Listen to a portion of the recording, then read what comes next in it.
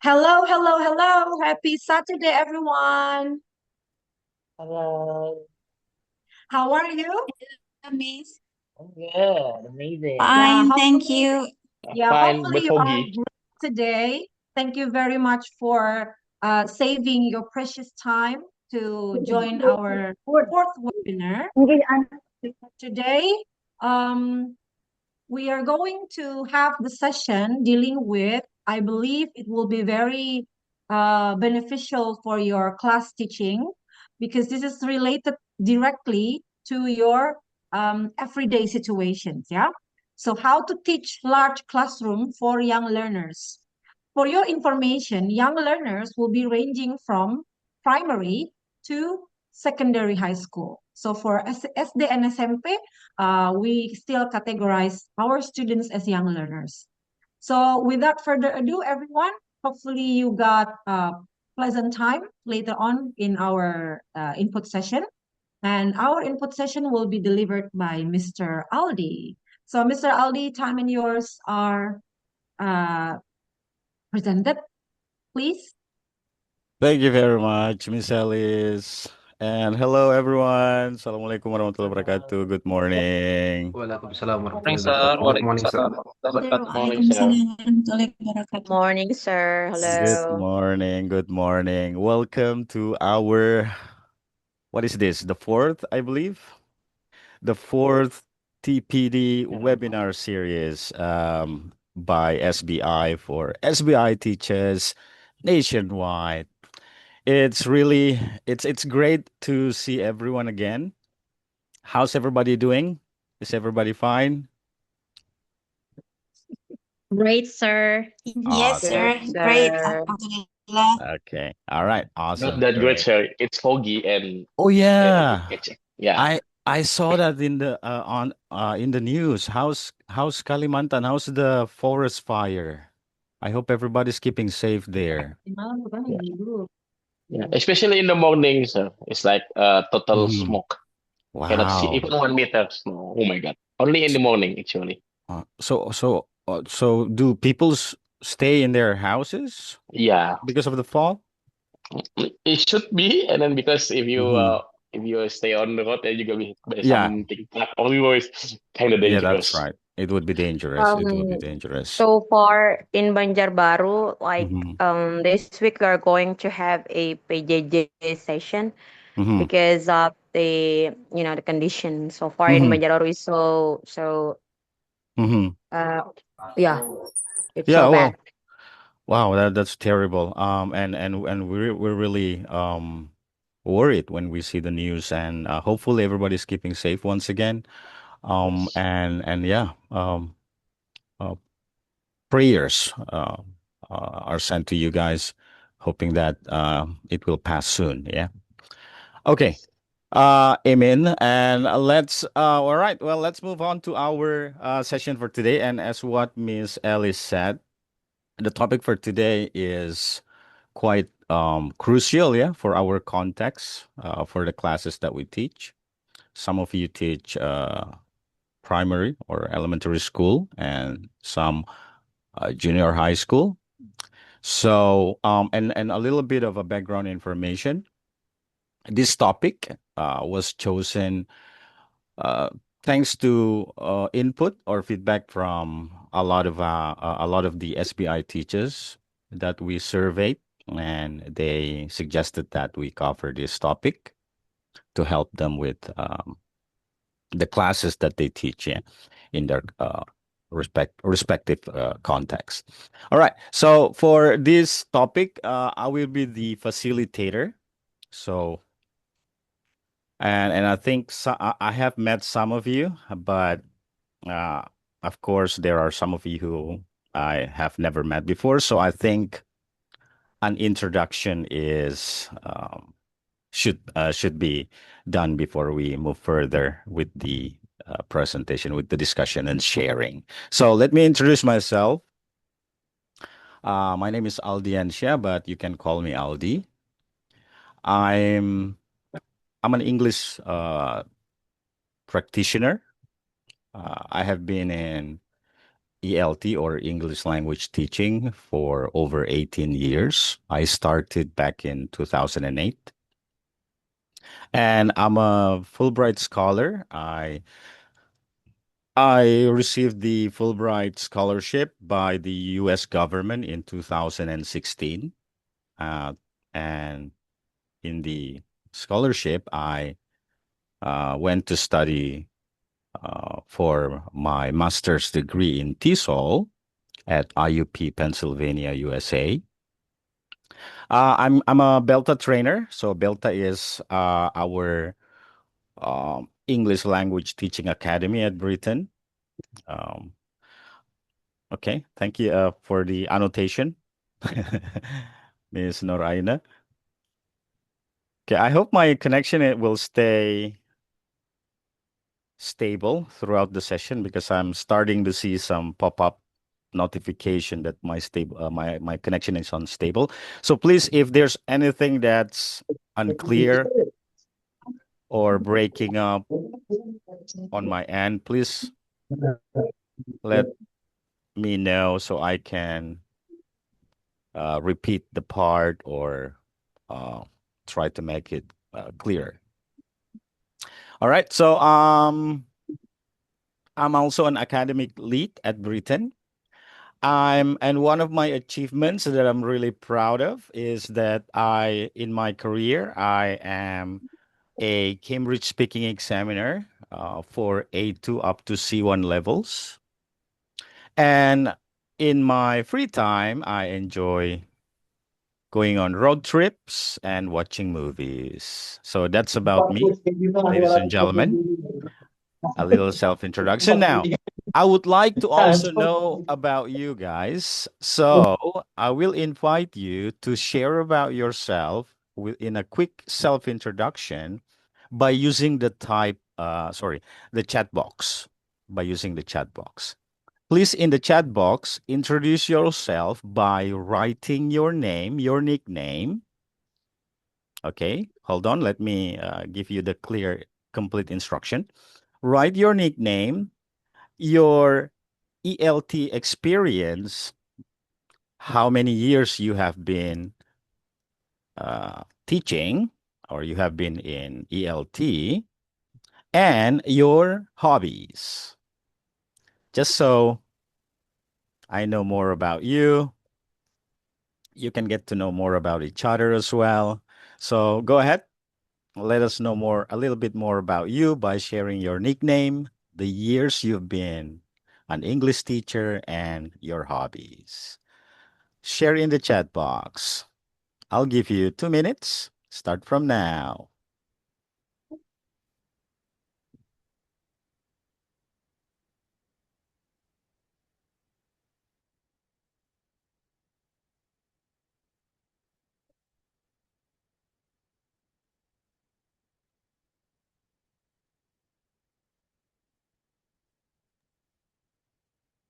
Okay, so go ahead. Share your name, how many years you've been an English teacher, and what are your hobbies. Okay, we have first one from Mr. Han. I know Mr. Han. He is one of our SBI trainers.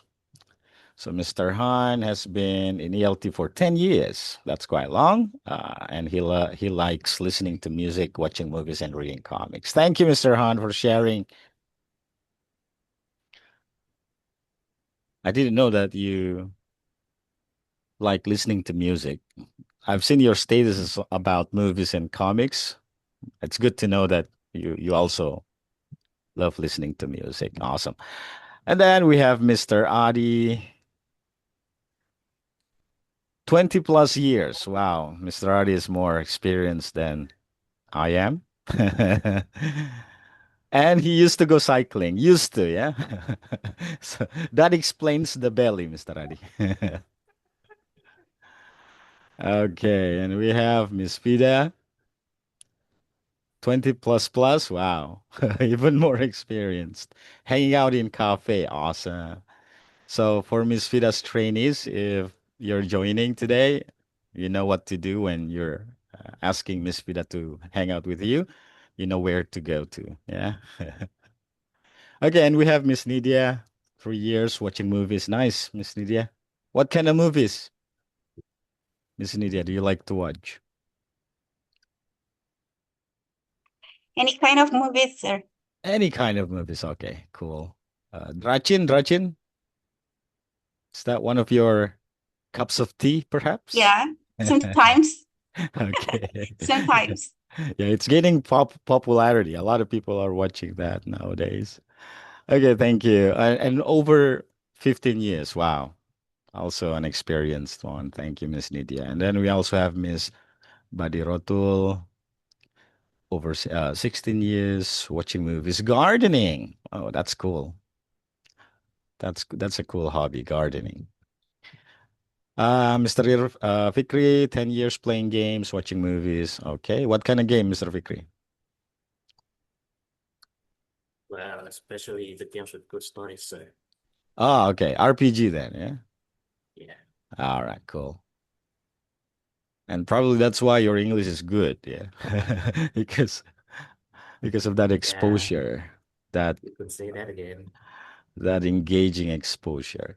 Okay, and then Mr. I don't know whether it's Mr. or Miss Octavian. I think it's a Mr. Um, listening to music, singing. Okay, cool. Miss Mariati, thank you. Miss Amelia, drawing. Miss Riska, reading historical stories. Wow. I think this is the first time I heard that is a hobby, Miss Riska. Miss Mahrima, cooking. Awesome. Okay, wow. All right. Nice, nice. I can see the general hobby that a lot of people are into. All right, cool. And everyone, this is a good activity, yeah, a good sharing. If you happen to know each other, you can look at their details that they share in the chat box, and who knows, maybe you share the same hobby, right? And from that information, you can then plan um I don't know, a girl's day out or a boy's day out doing the same hobby. All right. Thank you, everyone, for sharing. So now I know more about you, and you also know more about me. And hopefully, with a good, you know, uh, getting to know with each other, we can have the session more uh, optimally onwards. Okay. And thank you, everyone, for sharing about yourselves. So now, before we start with the topic, I want to say something important. Today is not going to be a session where I talk for, for the whole session for 2 hours and you only listen. Why? Because our topic is teaching large uh, classes actively. So today you will experience some of the strategies yourself. Okay. Sometimes I will ask you to type in the chat box. Sometimes I will ask you to speak, and and there will be a session where you will work with your peers, with some partners in a breakout room later. And while you are doing these activities, I want you to think about two things. First, I want you to think about how the activity that we do in the session feel to you as a learner. And second, I want you to think about whether you could use these activities with your students, regardless of the mode of interaction. Yeah. So our interaction today is through Zoom. So it's what is it? It's online, but the activities that I will share, they will be applicable in also offline or face-to-face uh, format, yeah, or mode. So and some activities will be more suitable for young learners, and some will be more suitable for teenagers. But the main system, the main classroom system that I will share is actually very similar for both SD and SMP contexts or classes. Now, many of us here, I believe, we teach. How many students do you teach in one class? Almost 30, sir, Yes. in a class. It Yes. used to be 40 plus. 40 Exactly. plus. Yeah, Wow. 42 or 42, I think. 28 All right. and yeah, So 38. so Isn't 38. I teach isn't the in 40. maximum 7 is class 33, in 30, elementary if I'm not school. mistaken? In Mhm. 7 class, and each class can be 28 until Wow. 35. All right. Yeah. 35. So yep. Thank you for the information. So many of us teach classes of 30, 35, 28, 40, or even more than 40 students. So our question today, ladies and gentlemen, is how can we make a class of, you know, that number of students, so many students in one class, work better? How can we make it more effective, more active? And how can we make it so there is optimal learning that happens in the class, in the classroom with that number of students? And that brings us to our first question, ladies and gentlemen. Look at this question. How can 30 or even 40 plus students learn actively? Not 5 students, not only the strong or the smart students, but 40 students. Now, think about your classroom. Think about your real classroom, not a perfect one. Think about the ordinary, the usual one. And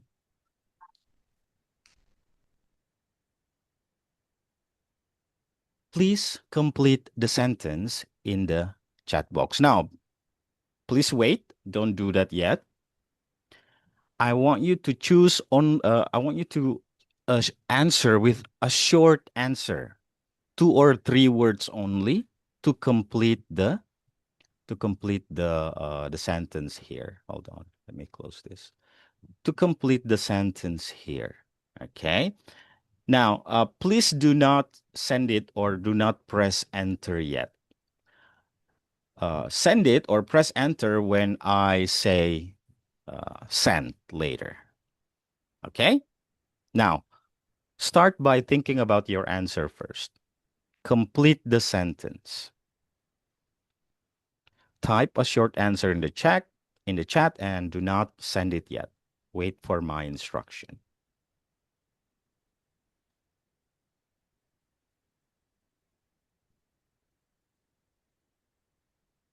Okay, so once again, think about short answers to complete the sentence. Large classes challenge is so and so, and wait for my instruction to send. Okay, now 3, 2, 1, go ahead and send it. Okay, chaos.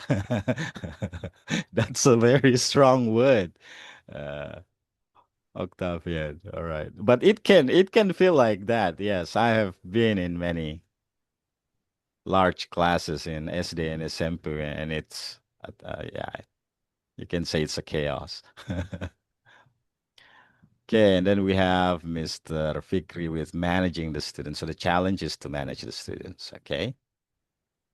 Mr. Hanafi with limited individual attention. Very challenging. So the challenge is very challenging. Okay.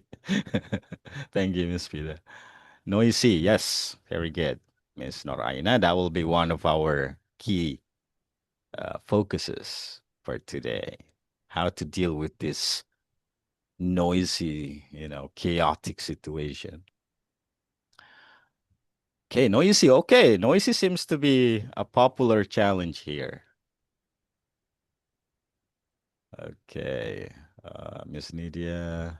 Attention and understanding. That's right. How do we know if they understand? First, how do we make them understand? And second, how do we know if they understand, right? Not enough time, Mr. Misbah, okay, or Miss Misbah. Classroom management. Uneven. Okay, that's the key word, Miss Norfa. Very good. Uneven, yeah, imbalanced. Sometimes some students they get plenty of attention, they get plenty of practice, but some don't. So how do we make it uh, more even, yeah, more balanced? Student engagement. Okay, and another loud noise uh, sharing there. Okay, thank you, Miss Elney. All right, excellent. Very good. So, all right. Now, before we talk about the topics, yeah, I want you to notice something, everyone. When I ask you to do this activity, when I ask you to complete the sentence, I did not ask who wants to answer, right? Why? Why do you think I didn't ask who wants to answer, who wants to complete the sentence by opening their mic, by sharing? I did that because if I throw the question to you, who wants to answer this question, maybe only 3 people from this session that would answer the question, right? So um, instead of that, what I did, I asked you to prepare an answer and then to share it in the chat box so everyone can see. And not only that, but the result that I want to get is I want everybody to practice. I want everybody to be engaged with this activity, with completing the sentence. And I'm not sure if everybody did, but most of you, more than 3 people did. More than 3 people shared their answers in the chat box, right? So this, ladies and gentlemen, is already one technique that we will talk about today. How can we get more participation from the class, not just from 1, 2, or 3, and usually strong students in our classroom? Okay? Now, that's a little bit of teaser, yeah? Okay, now let's make the problems more specific, ladies and gentlemen. Here are 5 common challenges, and a lot of your answers, you will see a lot of your answers here too, because these 5 challenges are based on, a lot of surveys, questionnaires, studies, and these topics keep recurring. So please read these 5 common challenges. Read them slowly. Okay, starting with the first one. Students are noisy. Yes, a lot of you said this challenge, right? Students have only some students participate. Uneven distribution of not only practice but also focus, perhaps achievement by the students. Students have different English levels. I'm sure you all have faced this challenge. One student is very smart, another student is very far behind. So it becomes a very challenging thing to deal with, to handle. How do we deliver this one topic for these 2 very different levels of students? And then the next one is, I cannot check if everyone gets it. How do you know if 40 plus students in the class understand what you have taught? what you have explained. You can't, of course, you won't have enough time to ask every student one by one within only what, 40 to 45 minutes. And then the fifth challenge is giving instruction in these classes, nor most of the time takes too long, and we have limited class time, right? Okay, now I want you once again to interact with me by choosing the one biggest problem for you in your large classes. Only one. And again, don't send yet. Wait for my instruction. Okay? So I will give you some time. Think about your answer. Which of these challenges is the biggest one for you? And wait for my instruction to send the answer in the chat box. Okay? You can prepare first.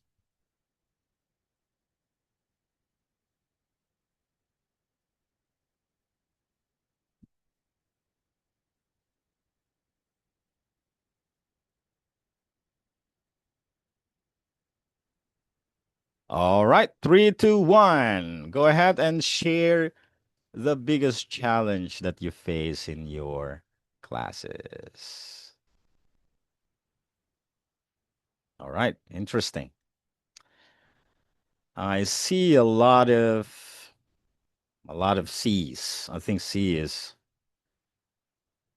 the majority of the challenge. I cannot check if, sorry, students have different English levels. Yes, that is indeed one of the toughest ones to deal with. Okay, for Miss Nidia, it's giving instruction. Oh, yeah. Especially with a very crowded and disorganized class, yeah? How to get their attention, how to make them understand what we want them to do, especially using English, yeah? Because that's one of our Cambridge methods, using English as a medium of instruction. Yes, that's right, Mr. Nursam. How do we check? How do you know if they get it, if they understand? All right, very good, everyone. Now, okay. Now let me tell you what these challenges lead to, right? If you choose A, yeah, of course, the problem is with classroom management, right? Organization also, instruction as well. If you choose B, your problem is participation. If you choose C, your problem is mixed ability, right? That's the ELT term, mixed ability. So if you choose D, your problem is checking learning, how, to check whether learning happens. And if you choose E, of course, it's about instruction. Today, ladies and gentlemen, we are going to work on all these 5. Okay, we're going to see some practical solutions to these challenges. And I want you to make one point here. Okay, the internet connection unstable notification pops up again. I hope what I hope I sound clear. All right. So again, I want you to make one point here, ladies and gentlemen. Sometimes we think my class is difficult because I have too many students. Right? And that may be part of the problem. But class size is something that we often cannot change, right? Because it's out of our control. It's the system. And it's very hard to change. So don't don't get fixated on the solution of changing the situation, because sometimes you can't. Instead, what we need to focus more on is what we can change in the classroom, in the system, in the system inside the classroom. What's within our control. All right. So let me show you what I mean. Okay. Now, let's try a very simple English question, ladies and gentlemen. Let's try a very simple English question. What did you do last weekend?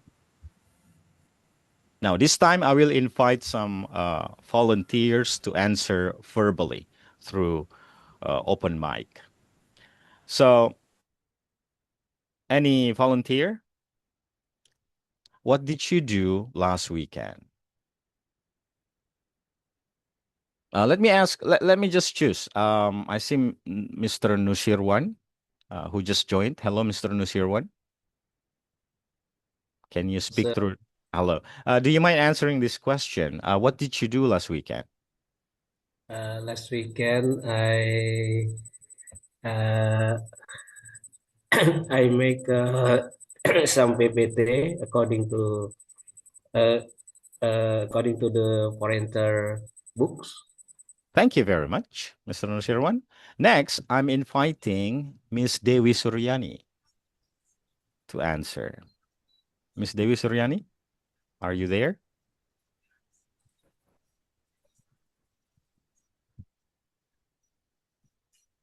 Okay, Miss Dewi is probably away from keyboard or... Okay, Mr. Nursham, go ahead and answer the question. What did you do last weekend? Last week, I took my student to laboratorium because there is a smart board only in laboratorium, only one smart board in my school. I teach in first grade. First grade. Wow. Very low in English. They are very so noise. Yeah, there Wow. are 31 student, and 31. I show them a video, video dialogue about what's your name, teach I see. question about address and yes, so, Wow. and greeting. So yeah. Awesome, awesome. Wow, that's I think is the most challenging group to Okay, teach. thank you. So, but it sounds like you're handling it well, Mr. Nursam. So well done. Keep it up. All right. And the third responder, I'd like to invite Miss Desi Putri Kanti.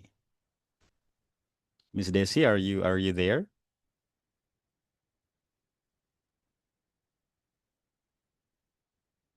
All right. Let's go with Miss Ningrum then. Yes, sir. Miss Ningrum, what did you do last weekend? Last weekend I did prepared for Carnival Independence Day. Oh, yeah, that's right. Okay. Thank you, Miss Ningrum, for sharing. I hope everything went well. Okay. Now, thank you. Now, that's just an example, ladies and gentlemen. Now, Hello. yes, Mr. Ningrum, hello. Thank you very much. We received your answer. We got your answer. Thank you. So, now, how many people practiced when I did that just now? How many people practiced when when I asked this kind of responses? Only 3, Mr. Fikri, right? 3 people, 3 students practiced. Now, how many people do we have here in the session?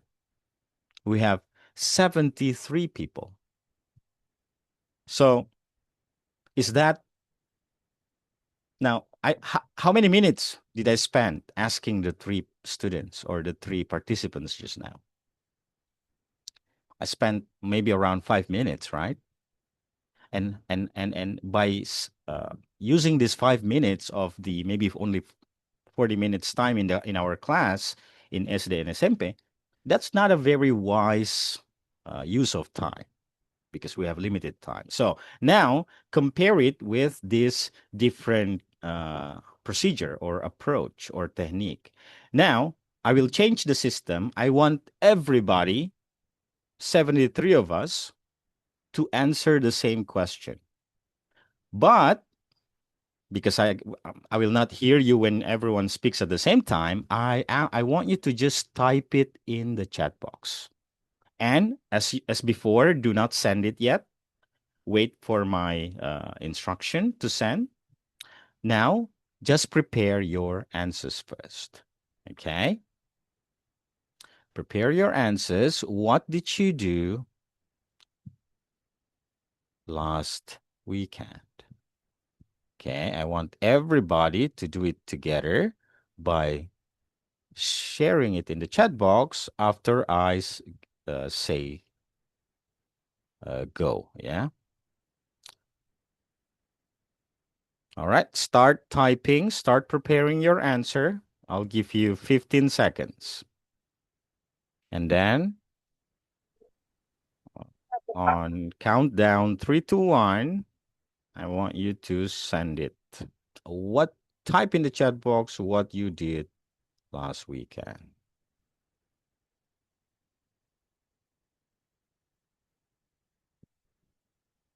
And now please send it together. 3, 2, 1. Okay, Mr. Adi, he had coordination meeting. Miss Farina went for a walk. Nice. Hello, Miss Farina, long time. It's been a while. Hello, sir. Thank you Hello. for remembering me. You're welcome. Mr. Fikri, coordination meeting. Miss Salmi, nothing. Okay. All right. Well, but I hope that's still a nice weekend for you, even though there's nothing even though it's uneventful. Yeah, that's the word, uneventful. Mr. Han watched movies. Miss Buddy Roto joined English. MGMP. Wow, that's nice. That's a productive weekend for you. Trianjarini jogged. Good. Healthy. Okay. Nice. Excellent. Miss Risna went to the cinema watching Spider-Man. Oh, I've been also waiting to. I've been looking forward to watching that as well, but haven't got the time. No spoiler, please, Miss Risna. Yeah. I went to my cousins. Okay, excellent. Thank you, everyone, for sharing. Now, compare that. Let's compare that. Let's compare the output, ladies and gentlemen. Compare the output of the first delivery system or approach using volunteers, and the second one asking everybody to do it. What changes?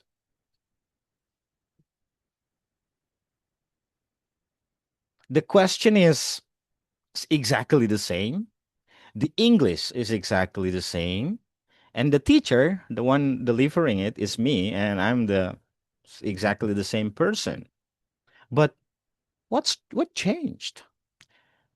Exactly, Mr. Adi. The number of participants involved changed, right? Students' participation changed. Same question, same English, same teacher, but different participation. Which one yields or gives more optimal participation by the students? Of course, the one with the typing one. Yeah, the typed one. So the participation structure change here. And this is one of the biggest ideas, ladies and gentlemen, that I want you to take from today. Okay? When we teach a large class, we cannot always increase the time we have.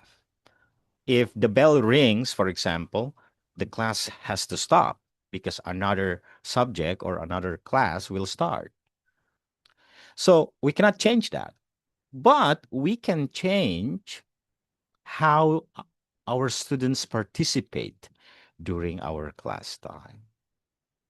Of course, in your physical classroom, the students cannot type in Zoom chat, right? Because it's offline. But how can we bring this into the physical classroom?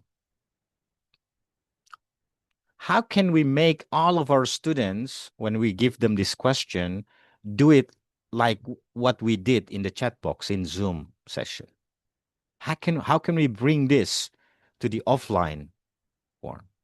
Exactly what Mr. Fikri said. Ask them to write their answers on their notebook or on a piece of paper, and on the count of 3, you ask them to show their paper. And we only need to scan through the room if everybody has a sentence on their paper, right? So, and you can also ask them to say their answer together, even though they have different answers. Because the point is to practice, right? The aim of this activity here is a production activity. It's a practice activity. We want them to practice the past simple tense. All right. So, and I'm sure most of us normally go with this kind of activity, right? We ask the whole class and we wait for volunteers. Or we point one student and then the second and the third. I'm sure that's our common default activity. But we fail when we do this activity. We fail to think about how I can optimize the participation of the 40 plus students in the class. So that's what we need to do when we plan our lesson for our large classes. We need to think about ways where we can optimize the participation of the whole class. So I hope that's clear. And this gives us our central idea. And what is our central idea? Here is the main idea of our session today. Okay. Large class teaching equals participation at scale. What does at scale mean? At scale means many students can participate at the same time. Okay. Now, compare this. If I ask, Mr. Adi, what is the answer? What happens? Adi practices when he answers it, right? If I ask everybody to think and then write their answer and then discuss maybe with a partner next to them and then show their answer, what happens? Many students practice, right? So participation at scale. And this is derived from one of the key Cambridge principles about active learning. So students are not only receiving information from the teacher. When you do this participation at scale approach, the students are doing something with the language, okay? They are thinking, speaking, writing, checking, comparing answers, making a decision. So that's what we need to get the students to experience in their learning. And active learning, ladies and gentlemen, doesn't mean students must always move around. No. Instead, in fact, that could be a bad practice if you ask them to move around, all the time, because it could tire them. It could, create more chaos in the classroom. So it's not about moving around. Okay. And sometimes even active learning is very quiet. You can walk past through a class with 40 plus students and the whole class is quiet, that doesn't mean the class is not engaging or not actively learning. Because learning a language is not about speaking, right? A student can be thinking, maybe, right? They could be writing, they could be analyzing something quietly. So don't think that a noisy or rowdy, a lot of movements in a class is an indicator of an active learning class. Okay.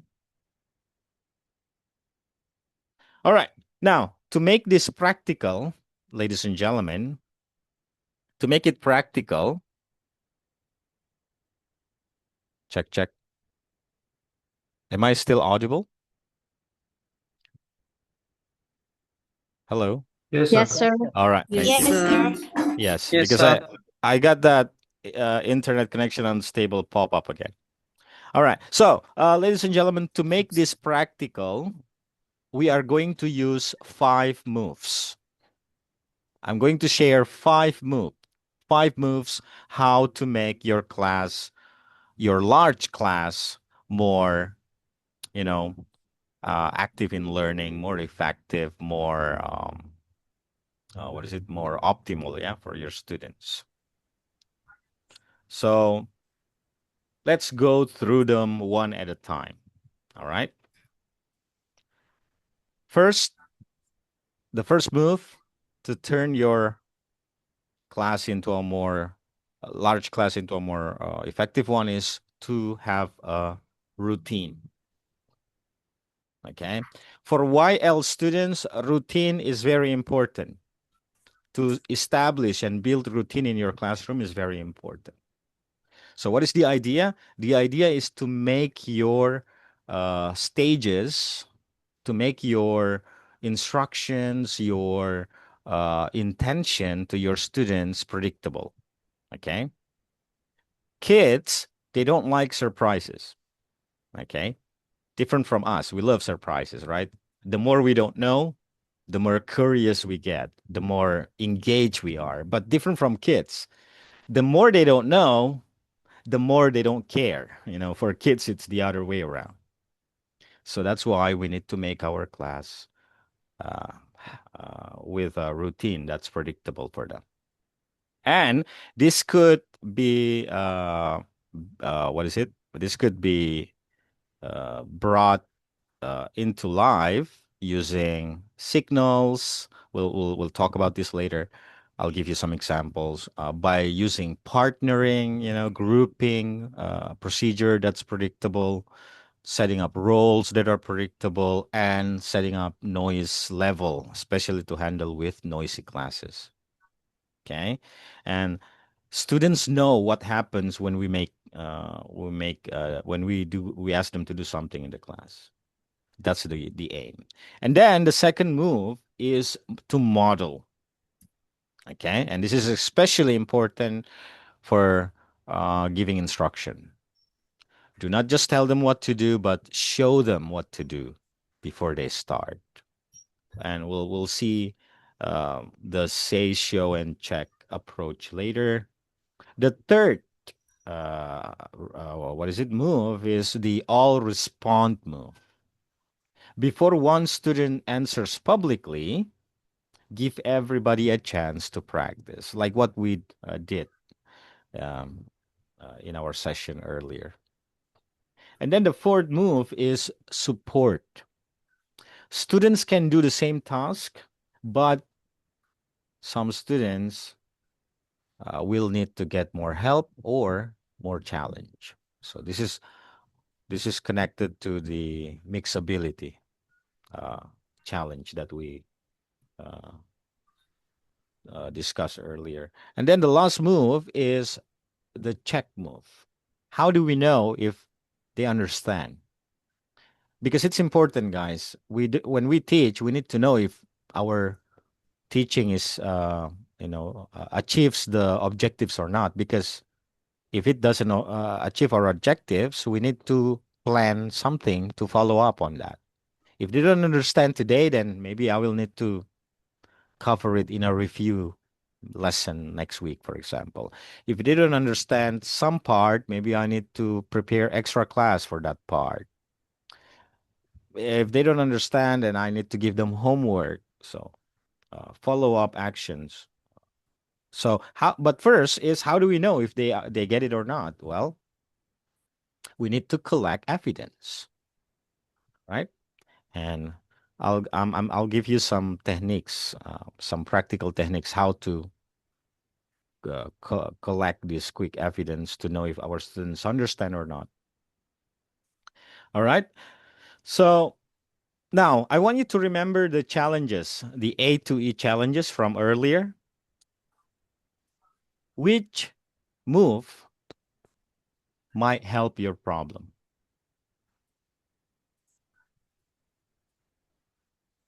You can answer in the chat box.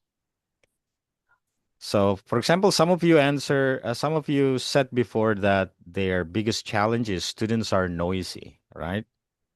So, what do you think is the move from these 5 moves that help with that problem? Routine, Miss Farina, very good. Okay. For Miss Eka, it's modeling. All right. Support. Now, don't worry if you don't understand this yet, because we will cover them one by one in more details. I just want you to, give a teaser to your, this is just a brain teaser on that. So, um,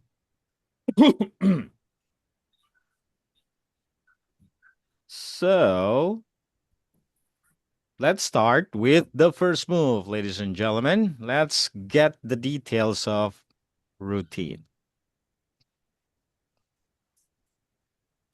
In a small class, the teacher can sometimes manage every student individually. But in a class of 40, that is difficult. All right. So we need routines. Now, the first routine that I will suggest for you to have is called attention signal. Sometimes they also call it, people also call it check and response. Yeah, the check and response, signal. So what does what is this? Well, and how does it look like? So imagine when your students are so noisy, everybody's doing their own thing, they don't pay attention to you.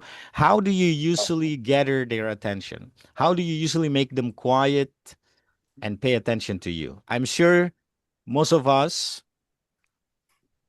usually just shout, "Everyone, listen up. Everyone, pay attention. Everyone, stop talking. Listen to me." And what happens when you do that? Maybe the first 2 or 3 times they quiet down and then they listen to you. But after the first 2, 3 times, I'm sure they ignore you, right? They don't listen to you, and you have to keep shouting, right?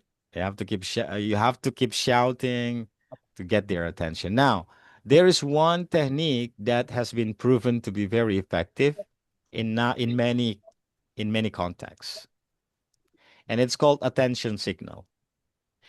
And it's the technique, the approach where when you say special, I don't know, a special spell, it's like a spell, a special chant, and your students hear it in the background, they will respond to you by saying something in return. Okay, something like 3, 2, 1. So when they hear that, they will, oh, that's our attention signal. They will then respond, stop, look, listen. All right. So it's like it's like a chant, like a yell sort of thing. So this is called attention signal, and it's highly effective to have. Okay.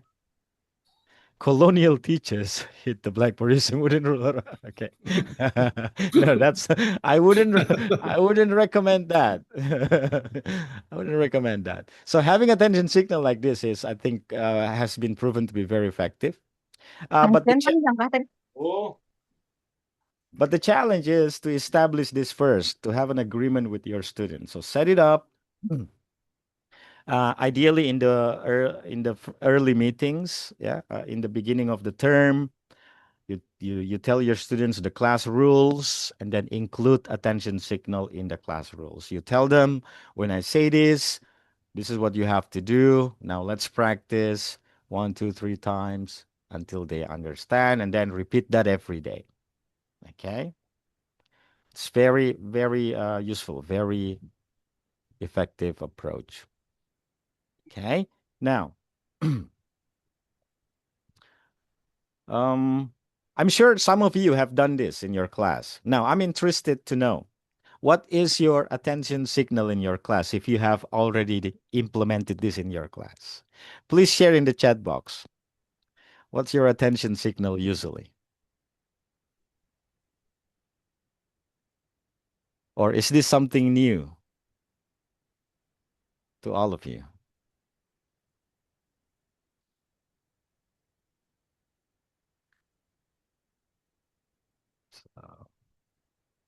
Go ahead. Has anybody implemented? Okay, Mr. Adi has implemented implemented one. So Mr. Adi goes with class. Yes, yes. Okay. But I think class is not very unique, Mr. Adi. They might just, they might just ignore it. So my suggestion is to have something unique. Okay. Oh, Miss Farina's one is quite unique. Waterfall, and then the students respond. Shoes. Okay, that's cool. Okay, and then Miss or Mr. Misbah saying hello, hi, eyes on me. Okay, well, there needs to be a response chant by your students. So while paying attention to you, they have something to say. It's more kinesthetic for them. And remember, kids are a lot of them are, most of the time they are very kinesthetic. So they need to do something. Okay. Hello, hi, hello. Speed that, nice one. Okay, Miss Badirotul is also a nice one. 1, 2, 3, eyes on me. And then the students respond. 4, 3, 2, eyes on you. Okay. Miss Nidia, I count until 10. 1, 2, 3. Okay. Try to include something on the students and Miss Nidia. Try to include something that the students need to say to make it better. Yeah. All right. Okay. Zia, Miss or Mr. Zia. Astaghfirullahaladzim, everyone, please pay attention. Okay, that is a very interesting attention signal. Okay, and Mr. or Miss Dovir also has an interesting attention signal technique, which is just standing still, no sound. After a while, the class will be quiet. Okay. All right. Okay, but yeah, I hope this is something that you can try right away. Yeah. What is it? Applicable to your something you can implement right away after this session to your class, and hopefully it will help you in terms of getting better attention from your students. Yeah. All right.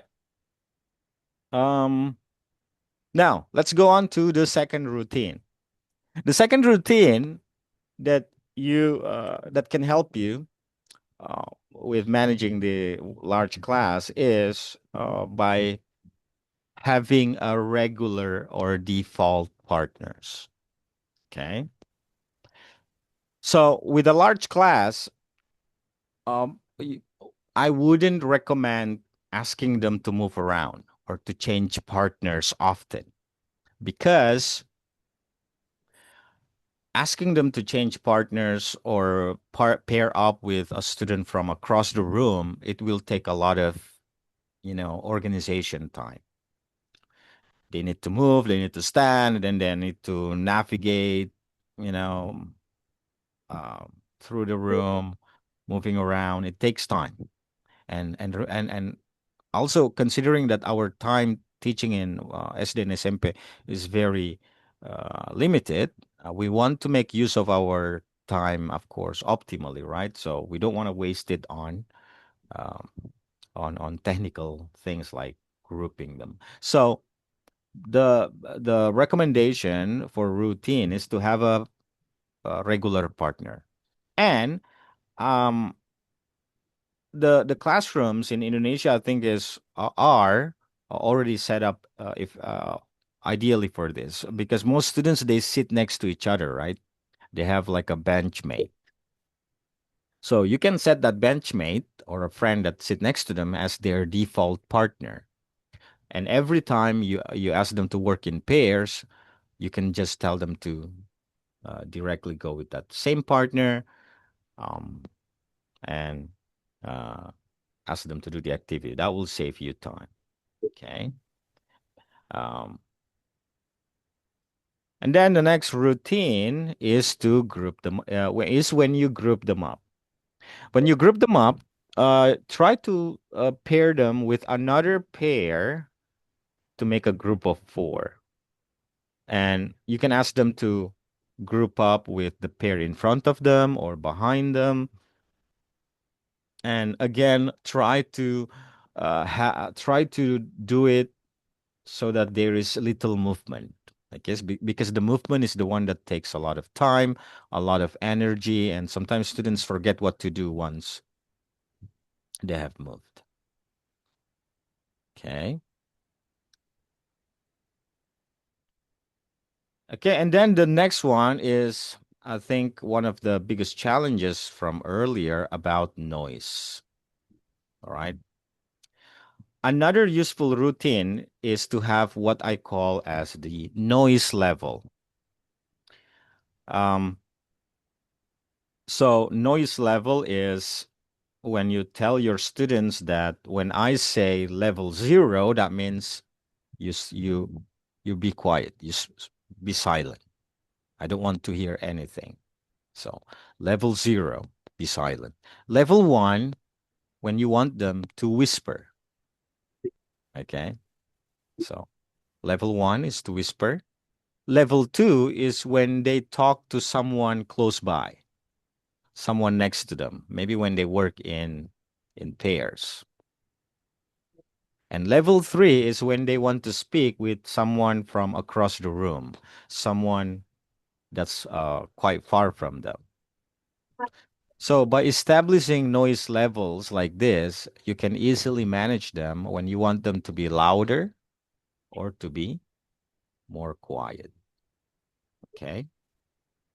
And instead of saying, don't be noisy, everyone, quiet, quiet, which can be very uh, energy consuming, you can say, level 2, please, everyone, or level 3, please, when you want them to be louder, or level 1, something like that. Yeah. But of course, this only works if you teach and you practice the routine with them. Yeah. So all of these only work when you teach them how to do it and when you practice them before you implement them in the class. Many classroom management problems are not solved by speaking louder. They are solved by making the expectations predictable, by making our students understand what we want them to do. Now, let's look more carefully at partners and group roles.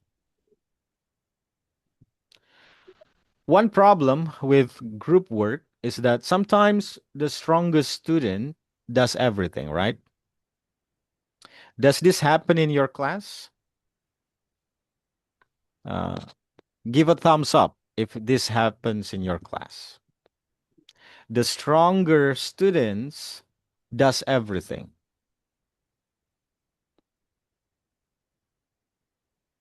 Yep, that's right. Okay. I see. Yeah, I see a lot of thumbs ups. And yeah, this is a very common thing that happens in many classes, all right?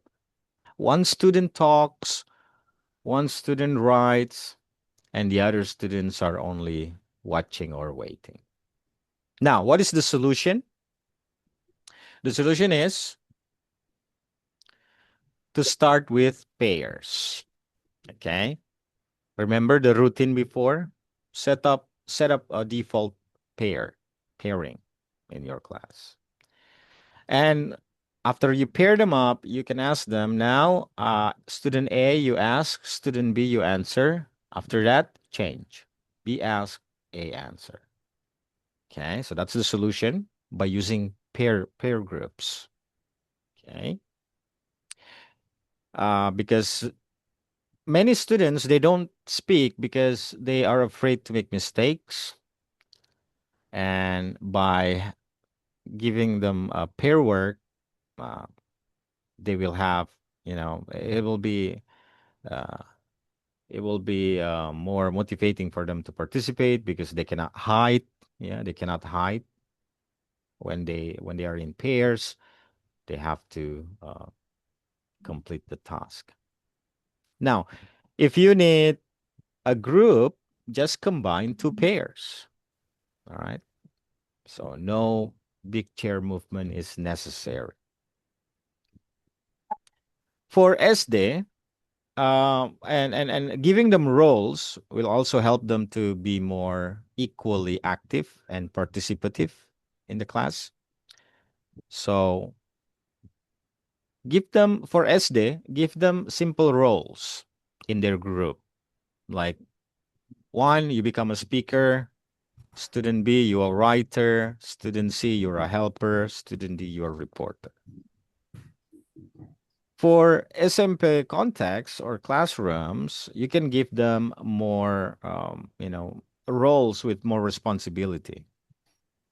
Like student A, you're the starter. You will start the discussion, for example, or the activity. Student B, you record, you write down the result of discussion. Student C, you check your friends or your team's English. Here is a dictionary for you, or you can come to me and ask me the English if your group has a problem with that. And student D, you will report the result of your discussion. Okay. By giving the roles like this, and don't forget, rotate the roles, you give equal opportunities for your students to practice. Okay, with the different skills that they need. So the stronger learners are not the one doing everything. Okay, so set up roles and then rotate the roles to make sure everyone has equal opportunity. Okay. Now,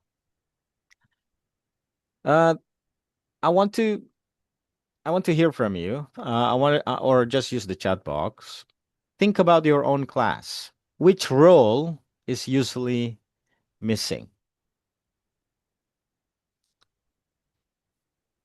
Maybe everybody talks, but nobody records, nobody writes down. Maybe one student reports every time. What role is usually missing?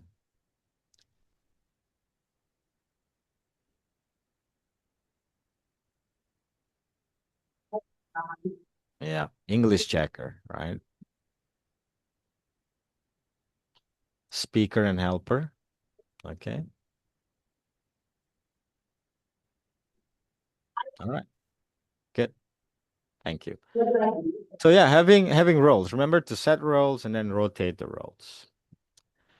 All right. Now, we have covered how to make how to get equal participation from students. Now, even good students cannot do a task if they do not understand the instructions, of course, right? So after this first move, which is routine, we will now take a look at the second move. The second move is model. And this is one of the easiest changes you can make immediately in your class. Now, I will give you an example of an instruction, and I want you later to tell me whether it's easy or difficult to follow, to understand my instruction. Okay? Here we go. Listen to my instruction. Imagine you're a student.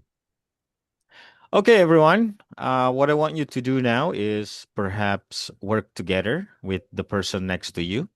And then I want you to discuss some questions. And after that, maybe you can write the answers. Do you understand? What do you think about that instruction? Easy or difficult? I think not so easy. Not so easy. I agree. I agree. I agree. Too long, not Yeah, clear. yeah, yeah. Exactly. Exactly. Now, thank you. Thank you for responding to that. Now, compare it with this. All right, students, work with your partner, ask 3 questions, write 3 answers. You have 3 minutes.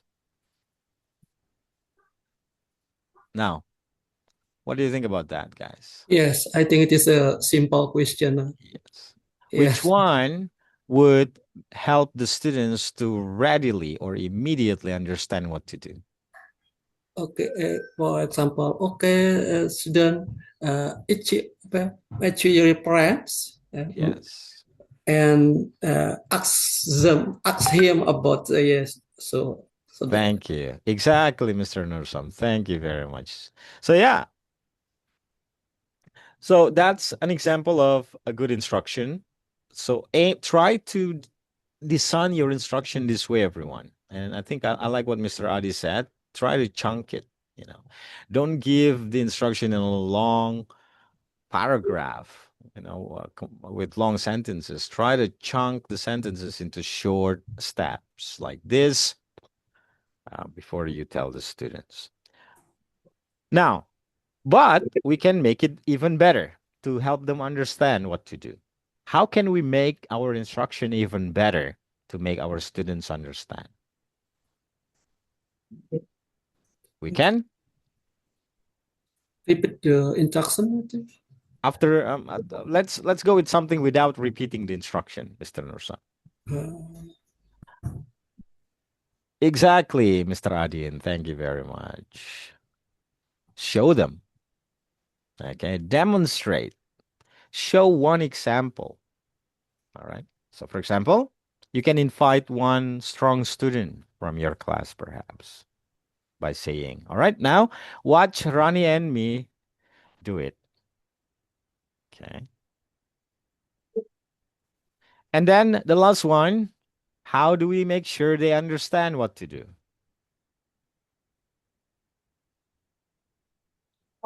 Yes, thank you, Mr. Adi. I hope you guys remember from the SBI's sessions that you got in the past. For those who have got it, ICQ, yeah.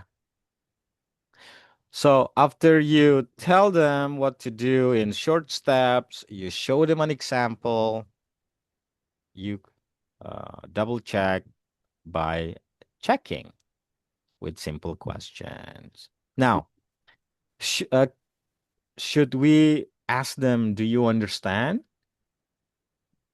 Of course not.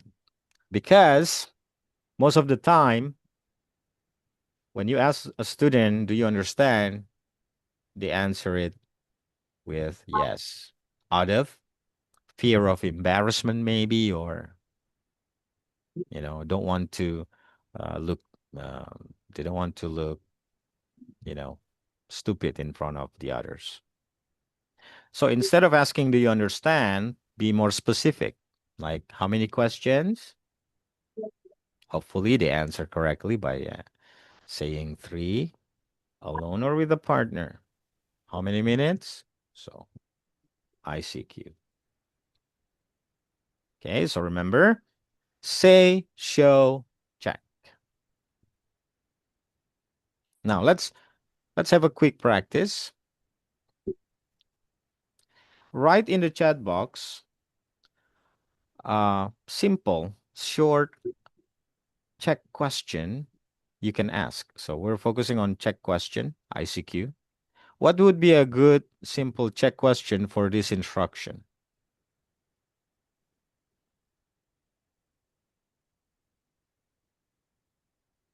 Okay. Can you see? Write 5 sentences with your partner. Not Mr. Nushirwan, I don't think that's a very you can say that. Can you see? But try to make it more specific. Like how many sentences? What will you do is also a good one. But if you are afraid that your students don't understand, you can try to make it more specific by asking yes no question. Because sometimes when we ask what will you do, they'll just be quiet and unresponsive, which is also a valid thing to get out of ICQ. So you know that, oh, they don't understand yet, so I need to repeat the instruction, for example, or I need to give another model, another example. Who's your partner? Very good. Do you do it alone? Very good, Miss Noraina. So you ask them to write 5 sentences with a partner. So you need to check if they understand whether they need to do it with someone or alone. Miss Krishna is also, that's also a good one. Should you write 1 sentence only? And hopefully they say no, 5 sentences, something like that. Okay, very good. You get the point. Well done. Now, the students know what to do, right? Through this way of giving them instruction. Our next question is, how do we get more students doing it? How do we get all of the class, the whole class, do the activity? And that leads us to our third move, which is the all respond move. And this is the heart of participation at scale, ladies and gentlemen. Before one student gives a public answer in our class, everybody needs to practice first. Okay? All of our students needs to be able to practice. And this is the guiding steps to make sure all of our students practice in the class, not only the smart ones or the active ones. It's the think, write, pair, share. Okay, now let's experience this. Think about the questions at the bottom. What makes a good English lesson? I'll give you 10 seconds, no talking, just think. Think an answer to this question. And then write it down on the chat box, but don't send it yet. And later, when I say share, I want you to share it by sending it in the chat box. Okay, so first try to think and write your answer. What makes a good English lesson? I'll give you um, 20 seconds. 20 seconds.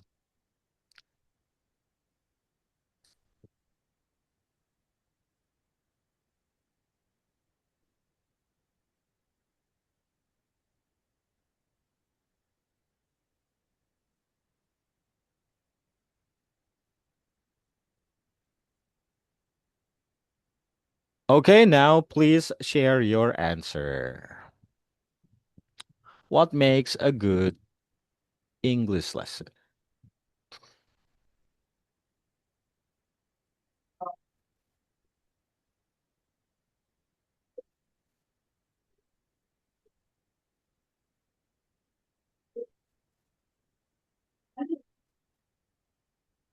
Okay, very good. Excellent. So see, that's a a miniature of this approach, guys. So instead of inviting, and I think we've done this multiple times throughout the session today, instead of inviting volunteers, try to deliver it this way, so that students can have enough preparation. They give them time to think before you ask them to answer something, and to invite more participation with the limited time. You can ask them to write their answers without having to say it over and over again. You can also pair them up, right?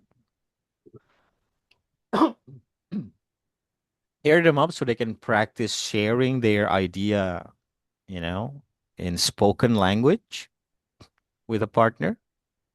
And then you can ask them to share. The sharing can be done by maybe showing the written answers on a piece of paper to the whole class, or sharing by saying it out loud.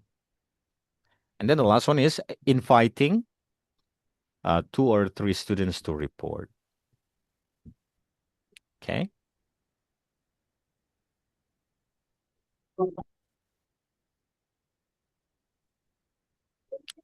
So don't try to have everyone in your classroom or a lot of the students report. Just take a sample.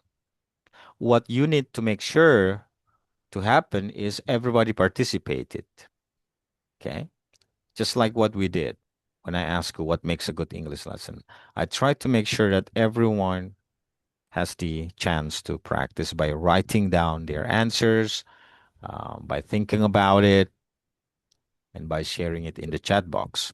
We cannot do the pair practice because we are limited by time here.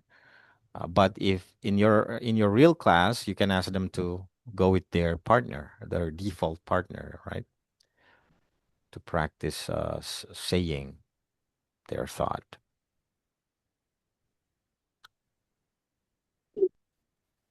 Okay, so that's the approach. That's the steps. Now, let's look at why pair speaking is so powerful in a large class, guys. So pair speaking is very powerful. It's a very good, uh, what is it, grouping format to get optimal participation from your students. So imagine 40 students in the class. If I call students one by one, student one speaks, then student two, and then student three, it will take a long time, right? So instead of doing that, what you should do is 40 students can be split into 20 pairs. And then you ask the pairs to practice doing the activity that you want them to do. Now, 20 conversations can happen at the same time, right? Example for an SD class or elementary school class is when the class talks about food, you can ask them, now, student A, you ask the question, student B, you answer, and then after that, you change or swap roles. Okay. And then for SMP classroom, you can ask the students to do something like this, for example. Yeah, when the topic is about school rules, you ask the pair, student A, you do this, you ask the question, student B, you answer, and then you change row. So pair work, maximize pair work in a large classroom.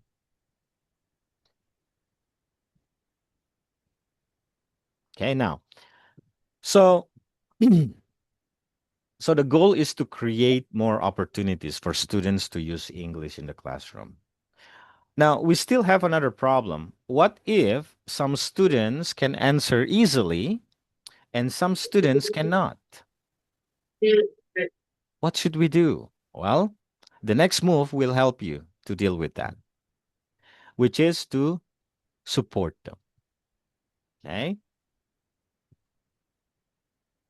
And mixability, ladies and gentlemen, is normal. In one class, maybe some students are in level A1, some are A2, some maybe are even stronger, maybe in B1 or B2, right? The teacher, we cannot make 40 different lesson plans. We cannot make one lesson plan for student A because he's smart.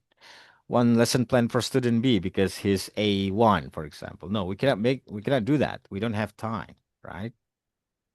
So the idea is keep the same task, but change the support. This is how to adapt our lesson plan so that we can reach the different levels in the same classroom. All right. So here's an example. Imagine we're teaching a classroom with different levels, yeah, with mixed ability students. Some students are in B1, some in A1, yeah, some even in A0. And we ask them, should should students use phones at school? Here's how you can change the support to accommodate the different levels. For more independent students, you ask them, okay, for Adi or for Ina, look at these questions and I want you to give your opinion and 2 reasons. Okay, so that's for a high level student in the class. Now, for the slightly lower level students, you can ask them, okay, for Fikri, I want you to complete this sentence to answer the question. Okay. And this is called sentence frame. It's a very useful support for our students when we ask them to do an activity. And then you move to the lowest level student. You ask them, now for you, use this, complete this sentence to answer the question. Okay. Now, if they need further help, you can give word bank. So word bank is another support, another way of giving support. You give them a list of vocabulary that they will need to complete the task. That's moving downward, yeah, to the lower level students. Now, what if you get a very, very smart student and they feel they are bored because the activity is too easy? Oh, only giving opinion and 2 reasons? That's very easy, ma'am or sir. Well, you need to also prepare support for them, not by making it easier because it's too easy already, but by giving more challenge. Maybe by giving them more question, preparing more question for them. All right. So this is the way, ladies and gentlemen, to deal with mixability classrooms. Same task, same activities, same lesson plan, but different support. Prepare different supports. Now, what do you think? Which support would help your learners now in that you're handling, that you're teaching in school? Share in the chat box. Which type of support does your class need the most now? I hope challenge. I hope extension. meaning your students are very smart.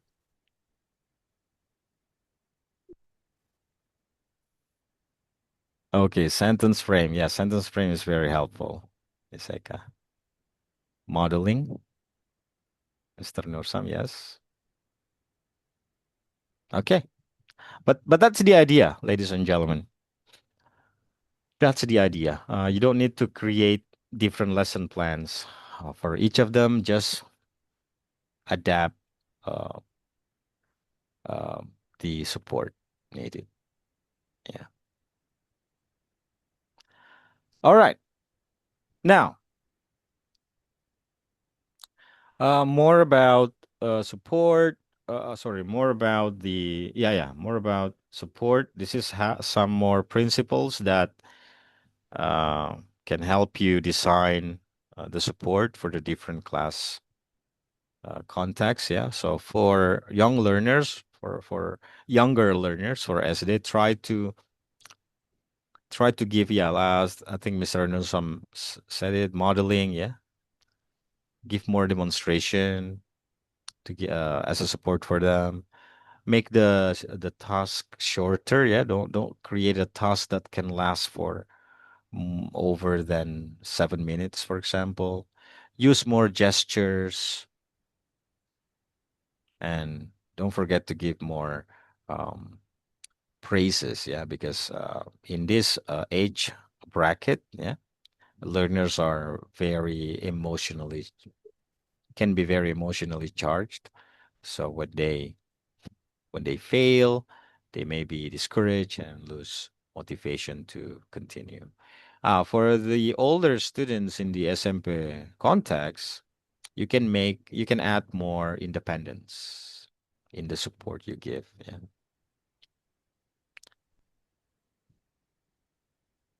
Okay, here's an example of implementation. So when you ask the student to describe an animal in the SD class, you can show them a picture, you give them sentence frame, and you model it. You give an example before you ask them to do it.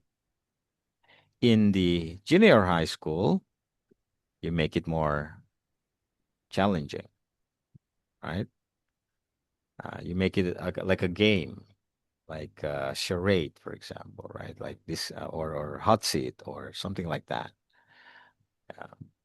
You ask them to describe an animal without saying the name. Okay.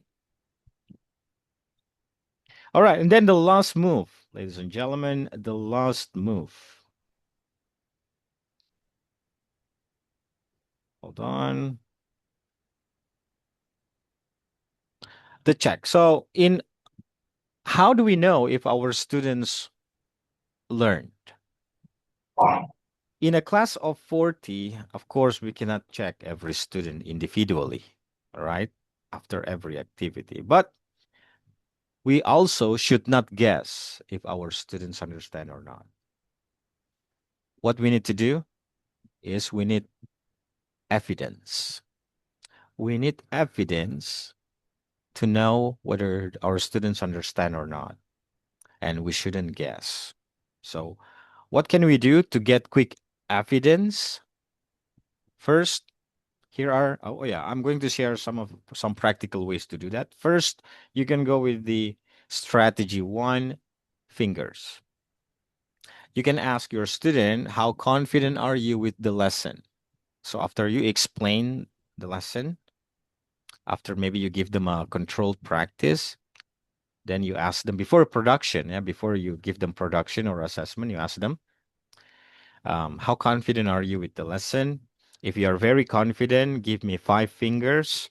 If you are not confident, uh, or if you need help, show me 1 finger. So, and then you ask everyone to do it. If you see a lot of them give you 1 finger, that means you need to, I don't know, explain again. You need to give them more, what is it? Give them more explanation. Give them a different approach. Because when they show you 1, that means they don't understand. So when you give them a practice, they won't know what to do. Now, on the other hand, if they give you 5 fingers, That means they understand the lesson, and you can move on to the next activity in your class. The next one is by using the ABC multiple choice CCQ question. So you give them a question, and then you ask them to choose A, B, or C. If they answer correctly, that means you did your job well. That means they understand. But if the majority of the class answered with wrong answer, that means you need to explain again, or you need to give them more guidance. Okay. The next one is by using the show me strategy. So you give them a question, you ask them to write on a piece of paper, and then you ask on the count of three or countdown of three, you ask them to raise the answer so you can see their answer and you can measure if they understand the lesson or not. And then the last one is by asking for an exit line or exit ticket. Yeah. This can be something like, today I learned blah, blah, blah, or one thing I can do now is blah, blah, blah. Ask them to complete it. And if they can complete it correctly, that means you did your job well. If they cannot, that means you have to do something to make them clear about the lesson. Okay. So we do not need perfect information about every student every minute. We need enough evidence to answer, can my students continue? Do I need to explain again? Which students need more support? Okay, those are the questions we need to answer. All right. Now, we have arrived at the last part of the session, the sharing session today. I was planning to put you in breakout room to practice this, but I'm afraid we won't have enough time for that. So instead, I would like you to do this on your own for 5 to 7 minutes. So I'll give you 5 to 7 minutes, ladies and gentlemen, to help you. I just want you to quickly practice the 5 moves we covered. I'd like you to plan a mini lesson. And in that mini lesson, try to insert the 5 moves implementation. Okay? So work alone. Think about one topic or maybe one activity only. And then prepare a simple lesson plan or procedure to deliver the activity with a routine, model, I'll respond, support, and check implementation. Here's an example. Imagine the topic is about food, and this is for grade 5. And the activity I plan here is the students will ask and answer about food preference, the food they like. The routine activity that the routine move that I will do is I will first establish attention signal. I will use something like yummy, yummy, and then the students say, listen to me. So every time I need their attention or when they are noisy, too noisy, and I need their attention back, I will use this attention signal. I will use AB partners, and then I will use level 2 voice. And then for my model move, When I want them to do this activity, I will model it by demonstrating it with with a student maybe. And then to get all to respond, I will pair them up and ask them to answer simultaneously to practice. For the support move, for the low-level students, I will give them word bank with rice, donut, meatballs, and so on. And then I will give them sentence frame. For the smart students, for the high-level students, I will ask them um, uh, to describe maybe drinks as well. So not just food, but also drinks. And then for the check move, I will ask everyone to write one sentence and then show it by erasing it in the class so I can see and scan the whole class. All right, so that's what I'd like you to do in, I think, 5 minutes, 5 to 7 minutes.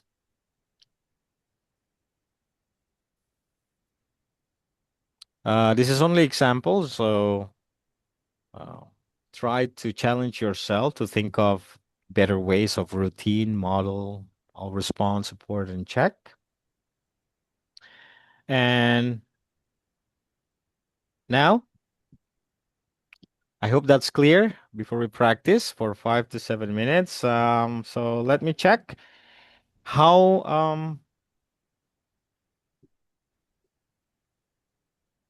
many moves do you need to implement, everyone? 5. Very good. Do you need to have a detailed lesson plan? No. No, just a simple one. And will you work alone or in groups? Group. Alone. Alone, Mr. Also, Nursam. Yes. Okay. So because we don't have time for setting up the breakout rooms and everything. So just work alone, try to implement it, and later I will ask you to share it in the chat box. Okay, 5 to 7 minutes. Time starts from now.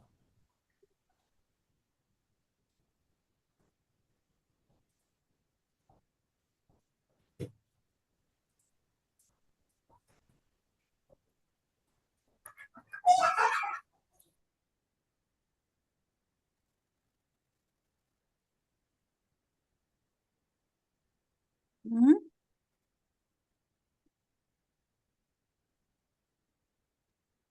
All right. And 9, 8, 7, 6, 5, 4, 3, 2, 1. Go ahead and share your mini plan in the chat box. Thank you, Mr. Hanafi. What about the others? Let's see some ideas. Miss Room has shared hers for grade 8, okay, junior high school. Games on Independence Day. Interesting topic. Students ask and answer. Okay, let me invite some of you to present their plan quickly. I'm interested to hear more about this idea of Miss Ningrum. Miss Ningrum, do you mind Hari apa sharing? tadi habis lombanya? Rabu. Iya Rabu. Miss Rabu. Ningrum? Kita ini kan jalan santainya ditunda jadi hari Sabtu. Oh. Nah, Miss Ningrum, are you there? Yes, sir. Okay, please walk us through your plan real quickly, just briefly, please. I'm sorry, so crowded here. Oh, okay. All right, right. That's fine, Miss Ningrum. It's okay. Let me help. Let me help by reading it out loud then. Okay, may I do that, sir? Oh, you want to do it? Yes. Okay, go ahead, please. Okay, for the class or grade is grade 8. the topic is Games on Independence Day. The activity is students ask and answer about traditional Independence Day games they played or like. Because it's on August, so all of students still play or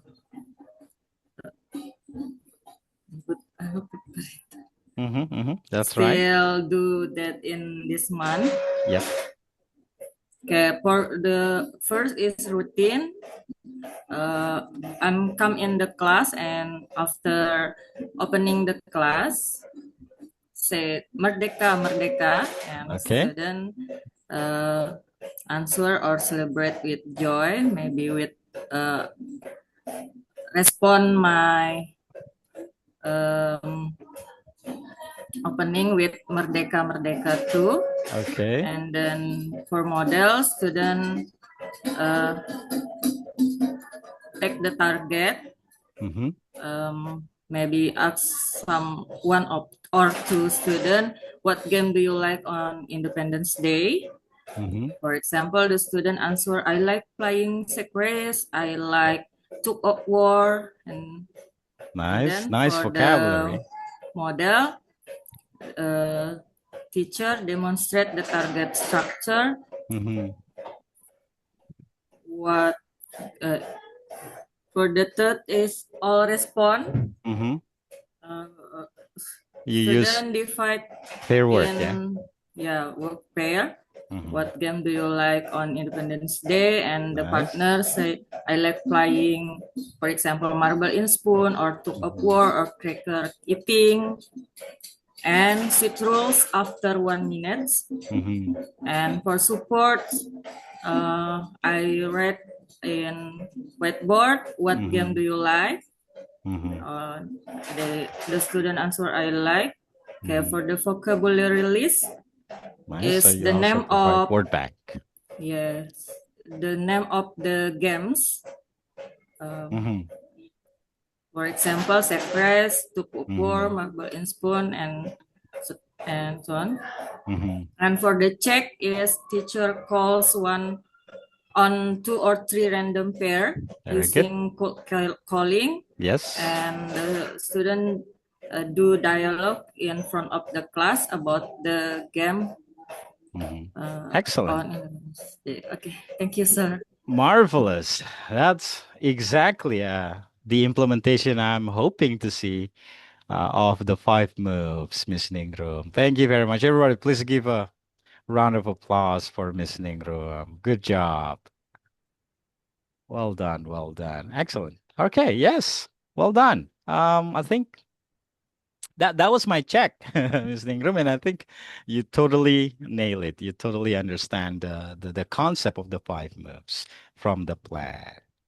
Excellent. Okay. I would love to hear more from the others, but unfortunately we have run out of time. But from the plan you shared in the chat box, the uh, majority or for the ones that share in the chat box, I can see that you have got the idea. So kudos, well done, mission accomplished. Now to close, you can do this by yourself. You don't need to share it in the chat box. But try to implement. Try to start thinking of ways to implement these moves in your classrooms. Okay. Think about which move you will use, with what topic that will be suitable, and how can you keep track of the effectiveness of each move. Okay. And that is it, ladies and gentlemen. So to close, I want to emphasize that I want to again highlight that large classes are not easy. Okay. Especially with limited time that we have. Yeah. But the solution is not always to work harder. you know, because we teachers, we also need to maintain our sanity, you know, our what is it, our mood, because when our mood is positive, it's contagious. The mood will also be transmitted to the students, right? So don't try to work harder, but try to find better solutions with better systems. So build a system where students can do more of the learning themselves. And these 5 moves that we talk about today, hopefully, can be one example of the system that you can start implementing to help you teach your large classes more effectively. And with that being said, that is the wrap up of our today's session, TPD session. It's been a pleasure for me to be able to share this with you, and I hope you can get benefits out of this session today. So thank you, and if there's any mistake or any what is it, wrongdoings through my presentation and sharing today, please forgive me. And I'm hoping to see you in another session in the future. Thank you very much and happy teaching. Good luck with your classes. Thank you very much. Mr. Thank you, sir. Thank you, sir. Thank you and bye-bye. Have a great Mr. day. Aldi, thank you Assalamualaikum very warahmatullahi much. wabarakatuh. Thank you, sir. Thank you, sir. Waalaikumsalam. Have a short photo session first from Oh, everyone. don't leave yet, please.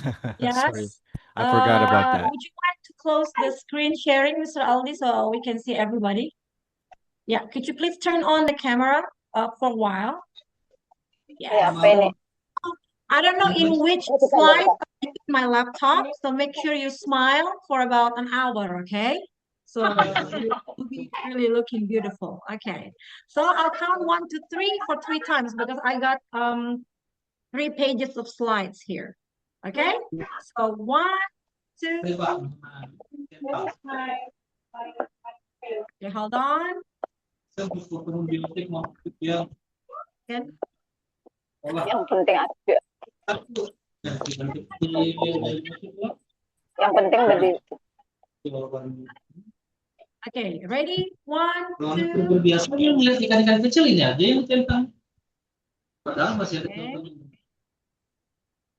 And last one. Last page. Dia nanti ikut TKA bingung lah jawab. 1, 2, and 3. Pohon mangga dan semut yang dilihat begitu di kebun sekolah termasuk. Okay, everyone, well done. Thank you very much. Have a nice weekend for all of you. Have a nice weekend, Miss Alice. Thank you.